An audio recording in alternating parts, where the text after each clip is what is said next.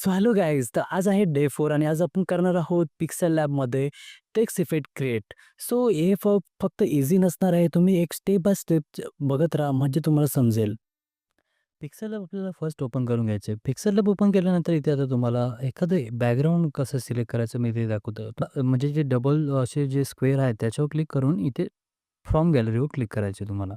From गॅलरीवर click केल्यानंतर browse इथे 3 डॉट्सवर click करून ब्राउज करून घ्या. इथे मी आपले जे रायगडचा व्ह्यू आहे तो मी इथे कॅप्चर करून घेतलेला आहे माझ्या कॅमेऱ्यात आणि आता मी इथे काही टेक्स्ट ॲड करेल. ओके. सो ऑलरेडी इथे एक टेक्स्ट ॲड आहे. ते मी डिलीट मारतो आणि त्याच्यानंतर इथे मी जो आयकॉन तुम्हाला दिसत असेल, आयकॉनवर क्लिक करायचे. बेसिकली मी आता तुम्हाला फक्त बेसिक दाखवणार आहे. त्याच्यापुढे आपण खूप ॲडव्हान्समध्ये शिकणार आहोत.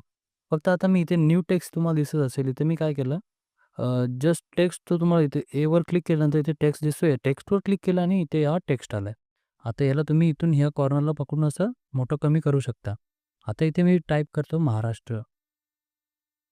महाराष्ट्र टाइप केल्यानंतर इथे ओकेवर क्लिक करायचं ओकेवर क्लिक केल्यानंतर इथे तुम्हाला बेसिक फॉन्ट मिळून जातो.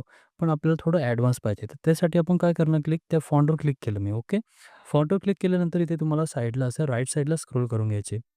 मग तिथे तुम्हाला ए-बी असं नाव दिसेल. ए-बीवर क्लिक केलं ना, की तुम्हाला इथे अशा मराठी फॉन्ट्स येतील. आता ते मराठीवरती तुम्हाला दिसत असेल. मराठीमध्ये तुम्ही स्क्रोल करा आणि तुम्हाला जे आवडेल ते फॉन्ट तुम्ही इथे चूज करू शकता.